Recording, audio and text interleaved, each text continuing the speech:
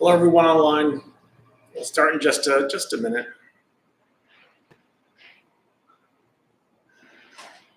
Get Brian and Linda.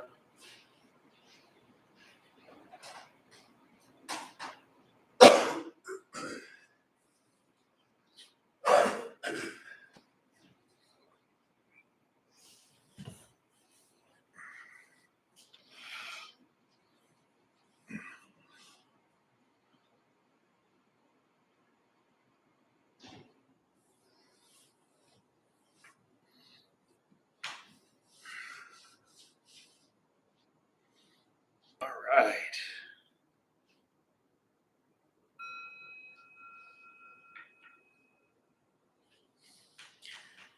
Good evening, everybody. Welcome to the Wednesday night loving kindness class here at the Dharma Bum Temple. It's wonderful to be with you this evening. My name is Alex. Pardon me. Happy Wednesday. Go Padres. Happy Santa Ana, because that's the condition we got going on right now. This is a lot different from when it was hot a few weeks ago.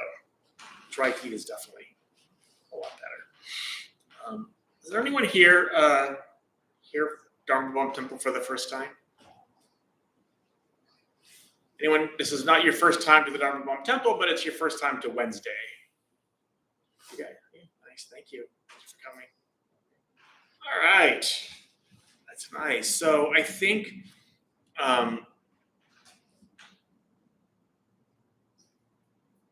what we're going to do is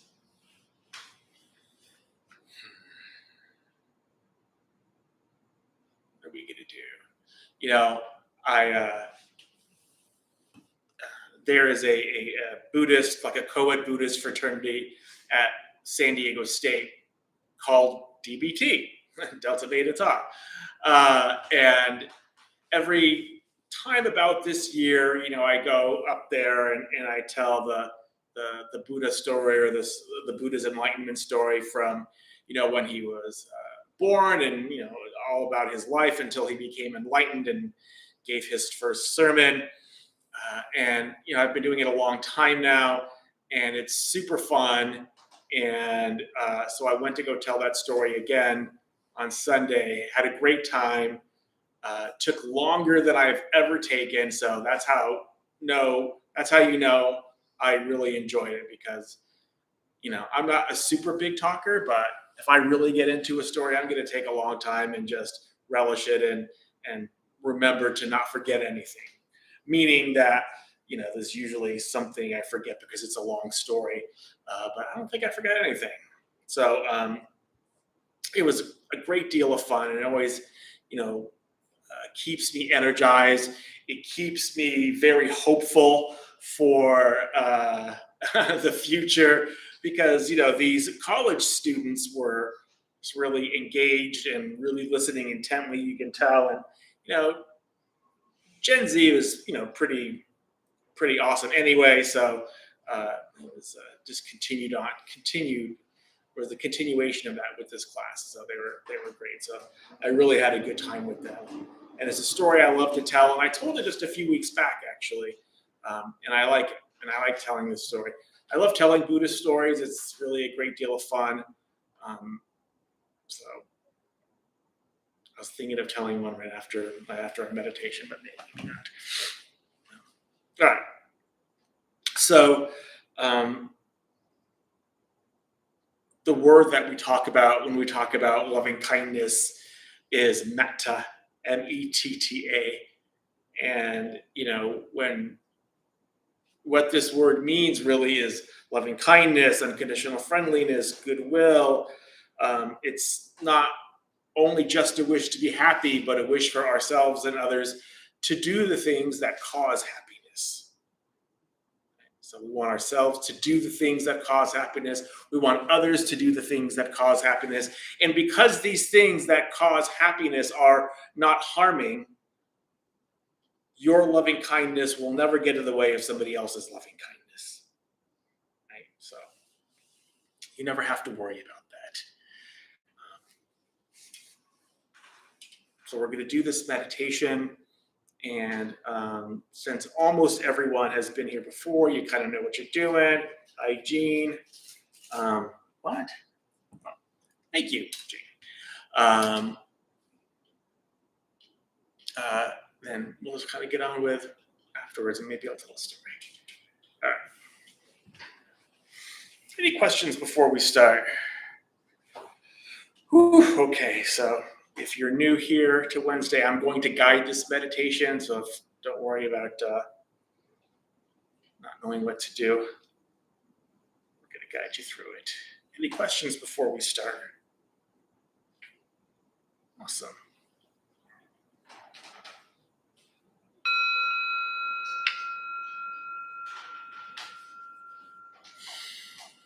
Just allow your eyes to close, making sure you have that posture that's nice and comfortable for you, nice and sustainable so you're not likely to move around too much. And when we sit like a Buddha. And we can even imagine ourselves as a Buddha sitting underneath your own tree of enlightenment, because historically, each Buddha has their own tree of enlightenment. So choose whatever tree you want. Sitting there, ready for the day's abiding.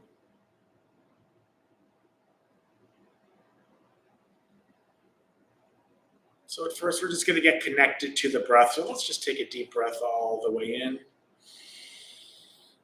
and all the way out. At first, not forcing it, letting the breath be quite easy and quite natural.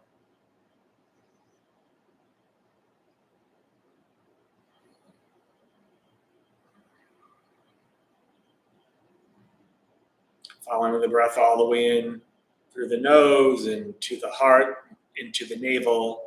Then on the exhale from the navel up through the heart and out through the nose. Finding that rhythm that will keep you concentrated on the present so you can focus on your loving kindness meditation. In any meditation, you always want to keep at least about 25% of your attention on the breath, so that keeps you anchored and concentrated. It's no different here. Just for the next few moments, just rest as gently as you can in the sensations of the breath.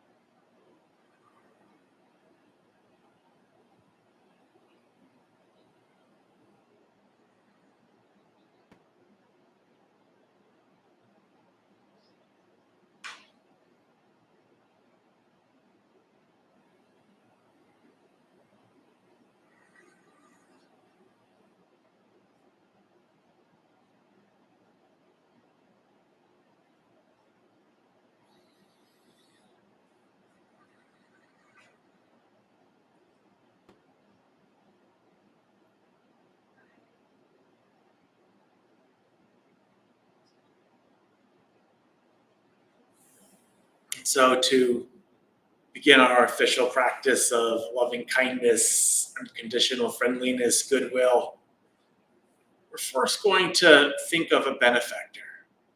And a benefactor is anyone who has shown us great love and great kindness. Someone it's really easy to have these feelings for. You just think of this person and you smile, just remembering all the ways in which their kindness and love really benefited you, really made you feel good. You can have one, you can have multiple. They could be living, they could be not living. There's a lot of flexibility here, so just choose whomever you want. Wishing them happiness, wishing that they do the things that cause happiness. And you can do this by either just radiating loving kindness to them in however you understand that word radiate. Like I like to imagine a beam of loving kindness going from my heart to theirs, smiling in gratitude, love, because they've meant so much to us. Or if you want, you could just repeat phrases of loving kindness for them. Phrases like, may you be happy. May you be safe from inner and outer danger. May you be well in body and mind. May you be at peace and live at ease in this world.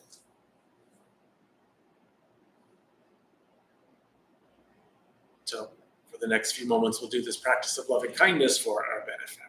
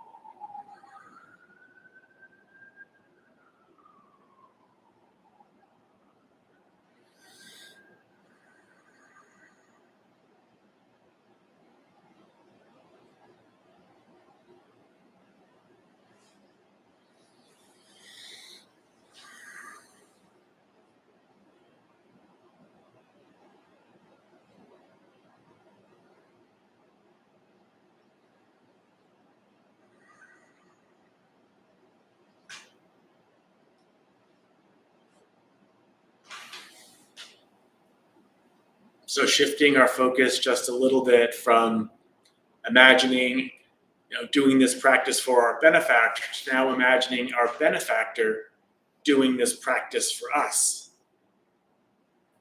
We're just going to kind of switch who is doing loving kindness between us and our benefactor. It could be the same benefactor, a different one, it doesn't matter.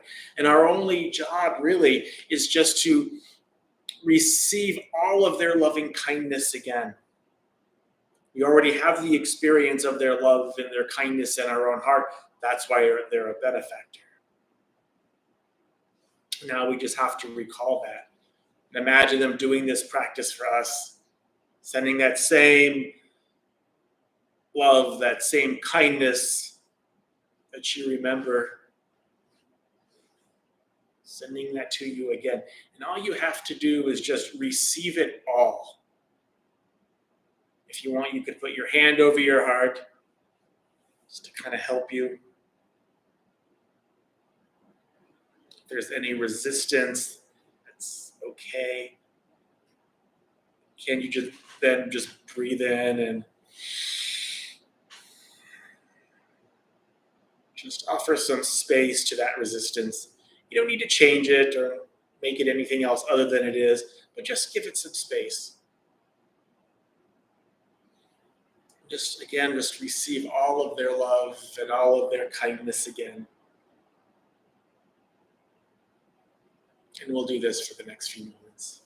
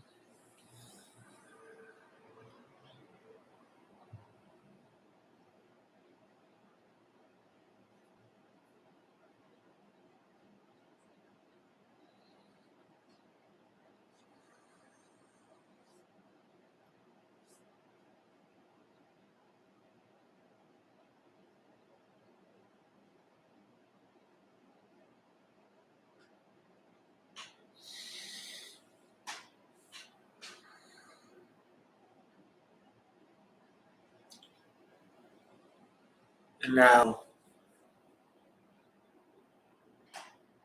can we now kind of explore doing this practice of loving kindness for ourselves? And to do this, just call to mind your own wish to be happy, your own wish to be safe and protected, to be healthy, to do good things, to say good, speak good words, to think good thoughts, thoughts that are skillful, that bring benefit to yourself and others. And it's a wish that everyone has for themselves. We may not go about it in the most skillful way sometimes, but everyone just wants to be happy.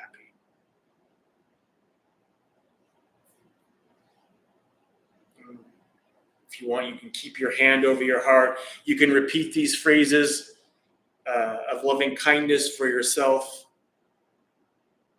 Or you can just imagine your heart getting bigger and warmer,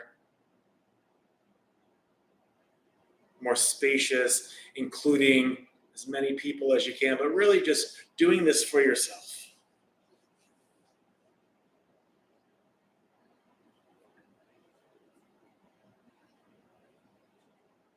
So we'll do this for the next few moments, loving kindness for yourself.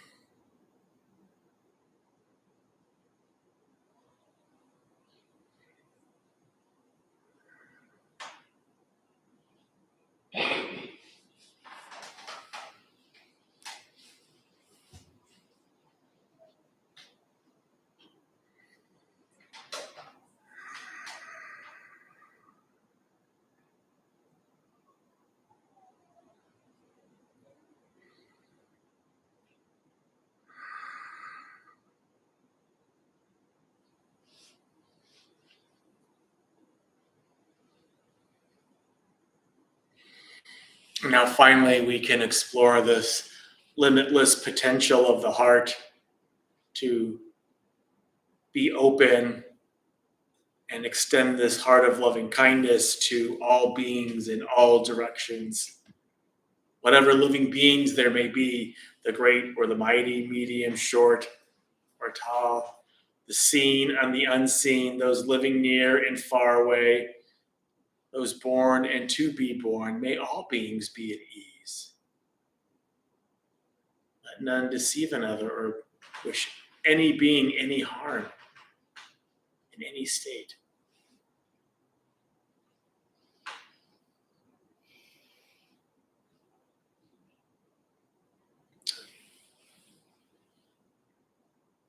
Let's do this practice for all beings in all directions, because that is the possibility, that is the potential of the heart.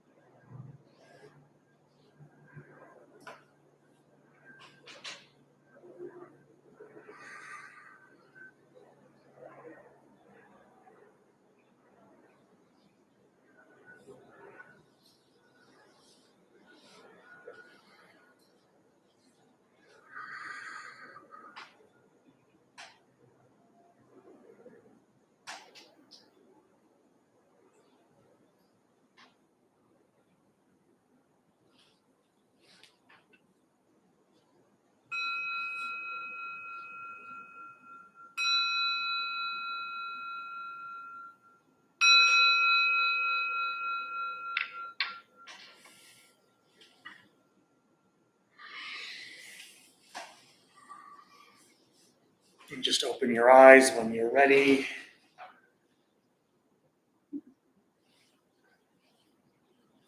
And just take the next moment or two out in silence as you stretch your arms and you stretch your legs, keeping that, mindfulness of loving kindness about you still.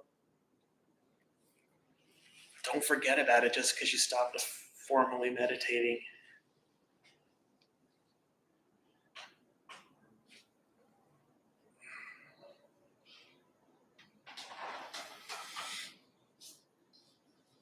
So we'll just kind of keep quiet for the next probably 90 seconds, and then we'll begin. If you have any questions or anything like that, just get them ready.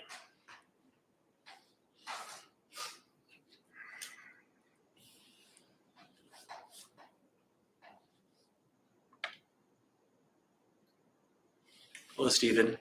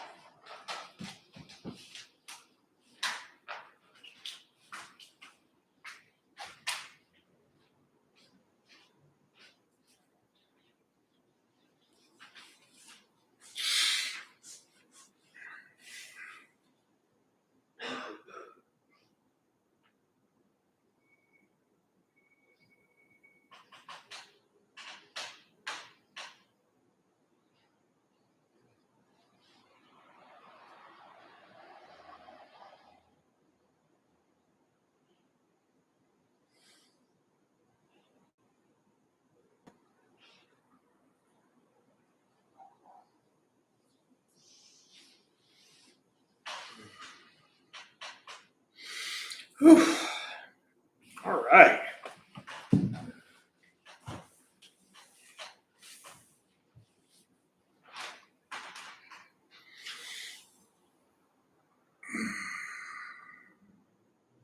Are there any questions on the instructions at all?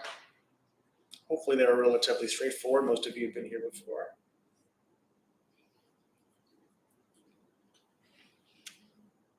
Okay. So, again, I'm always interested in your experience of meditation. What was easy, what was difficult, anything that came up that you're willing and it's safe for you to share. You don't have to, of course.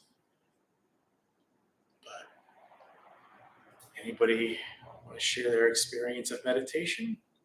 What that was like for you? I think it's interesting to see who you choose first to give this loving kindness to. Mm-hmm. And making that choice can be kind of challenging. Yeah, so did multiple people show up? I grouped them up. Right. In my mind. No, that's good.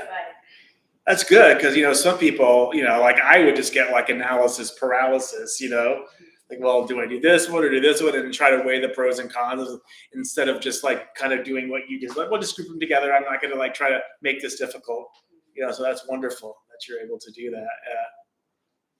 Was there anybody unexpected that came up? Or were they all just kind of like, yeah, I get this? I try to think about the people that I usually don't wish loving kindness to, just to challenge myself. But I didn't go there.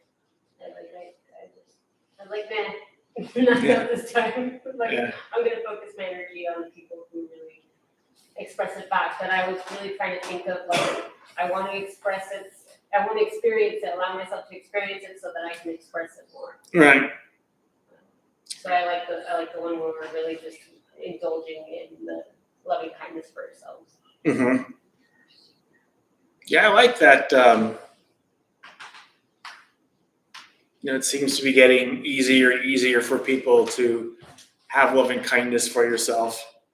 For most people, for most people who were just like coming off the street, and maybe not necessarily be interested in Buddhism and or meditation, but just maybe wanted to come check it out or whatever.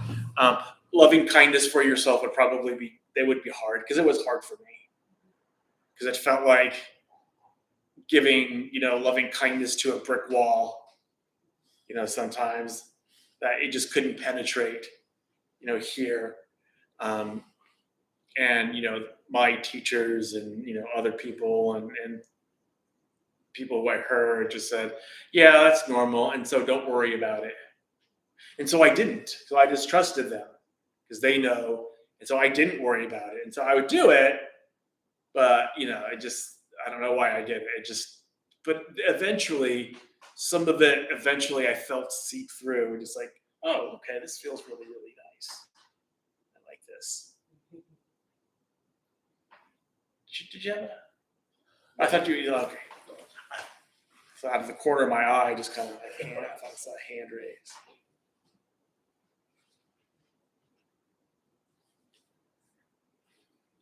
Anyone else?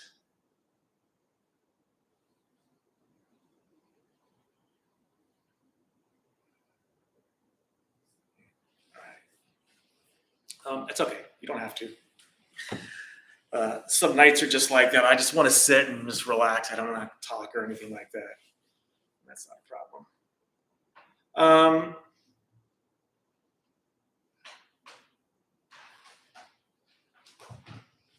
We do story time. Story time sounds good. I'm gonna do story time. Are you okay with story time? Yeah, story time. I like story time. Does anybody have a story they want to hear?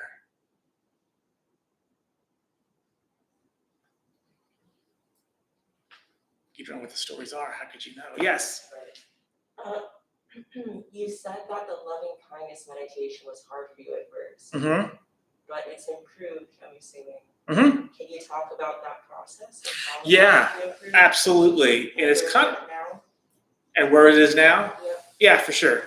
Like I said, at the beginning, loving kindness it sounded really good. It sounded like a great idea. And when somebody posited it to me, I was in a class, it sounded great. And then we did it, and I could do loving kindness for, I could do loving kindness for another person. Because back then, how it was taught to me was the traditional way: loving kindness for yourself, loving kindness for a benefactor, loving kindness for a neutral person, the enemy, and then all beings, which is more of the traditional way that it's taught.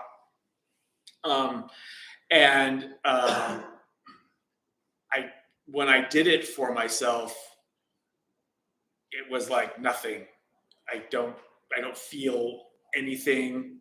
I know I wasn't supposed to necessarily try to feel anything, but because I was stupid and didn't know anything and knew that I just needed to listen to the people who knew more than I did, I would just listen to their advice and I would just take it to heart.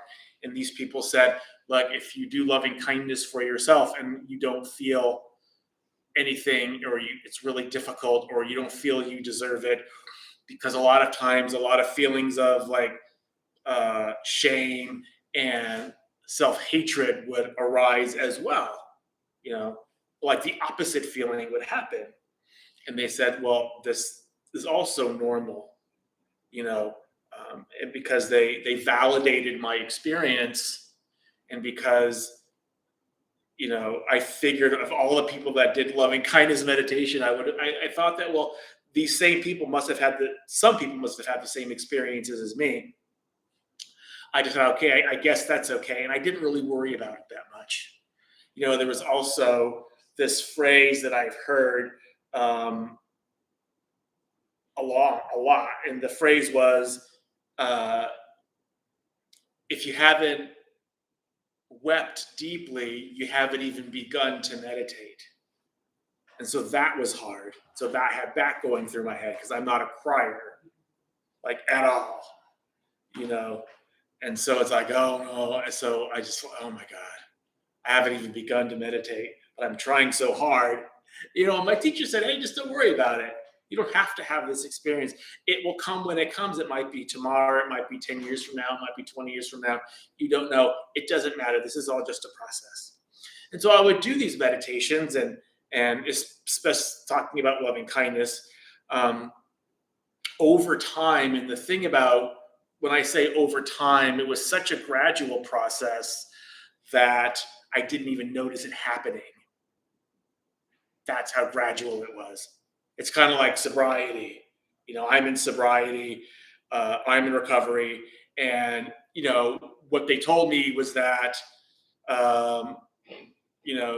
don't worry about the promises and feeling better and having all these things come to fruition, and just continue to go to meetings and being of service and do all these things that are suggested that you do. And over time, you will see that, oh yeah, I feel much better. And that happened for me there in sobriety first. So then when I came to meditation and they told me kind of a similar type of thing about meditation and loving kindness for yourself, I kind of already had that experience in sobriety. So I was okay just having, confidence that would be true. Right. And so I didn't worry about it. And then over time, it's like I would do an entire loving practice of just me, just loving kindness practice for myself. And I remember one time I did that and I came out of meditation, and I can't tell you out of meditation, just the euphoria that I felt. And this was years later.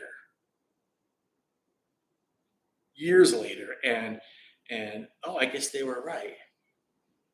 These people who were smarter than me, right, and who were more experienced than me, gave me some really good advice that I am very thankful that I took.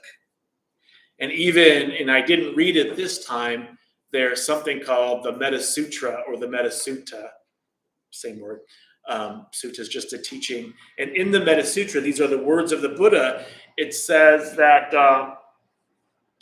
you wouldn't do anything that the wise would later reprove. Which means, you wouldn't do anything that a wise person who knows more than you would say you shouldn't have done that. And so that's a really big thing in Buddhism. It's part of being in a sangha and being in community in Buddhism, where there are people who know more than you, who are more experienced than you, who can give you this really good advice and that you could go to just to bounce ideas off of and ask for their advice and get that positive feedback, which is just like sobriety, like with a sponsor. So I was really, really lucky that I kind of had an experience of I'm going to call it faith, but it's not a blind faith, right? It's just, hey, there are people who know more than I am, just going to listen to them. And I'm glad that I did. And my whole adventure in sobriety was kind of magical anyway. So,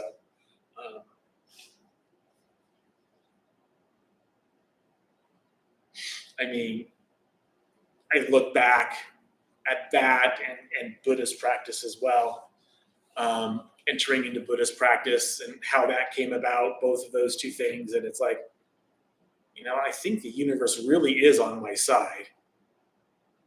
Universe, whatever you want to call it, whatever. But the thing about an instant gratification culture is that a lot of these instructions aren't really heeded a lot because they want the gratification now. They want specific gratification. They don't want the gratification that you can get. They want like, I want to be enlightened right now. And I get it. And I get that where that's coming from. It's coming through just incredible suffering where you just want relief. It's really, really hard to get that kind of relief immediately, but you can get some.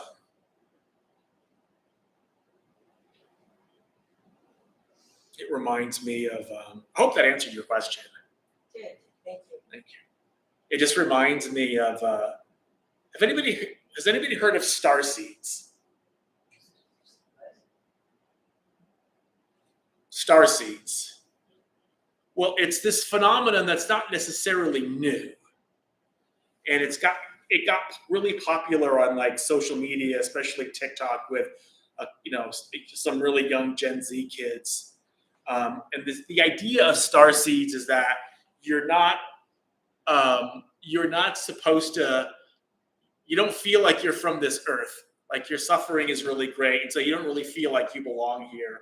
And the idea of star seeds is that you're really don't belong here on this earth because you're not really human.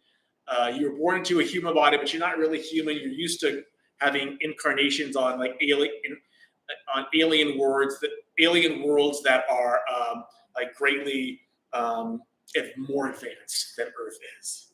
And you came here to Earth to advance consciousness. And it's a really popular idea in like the New Age. And the unfortunate thing is that it comes from like occultism and like 1950s like science fiction. And it's really, the origins are super racist, like Aryan nation racist, like Hitler racist. But they don't really realize that because the origins were so long ago, from like 70 years ago, that but the some Gen Z kid like picked up on this, and it's really, again, also popular in like the kind of New Age, this kind of area, and they don't really realize it's racist either, but it really is. And the reason we think that they picked up on this is because this is a really hard world that we're living in right now today. And it's hard for me, and I'm in my 50s. I can't imagine what it would be for some young kid like out of high school, this socio-political climate that's so divisive and just, horrible and mean-spirited and all this kind of stuff. And so they think that they're just, because of this, and they can't really handle it, they're just kind of dissociating, saying, well, I'm not supposed to be here anyway.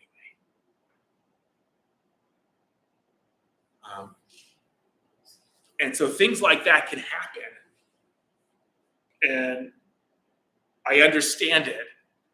And they don't really understand its racist origins. I mean, really racist, anti-Semitic, and just the whole. I mean, if you buy into one hateful ideology, you're going to buy into them all. Also incredibly anti-Semitic.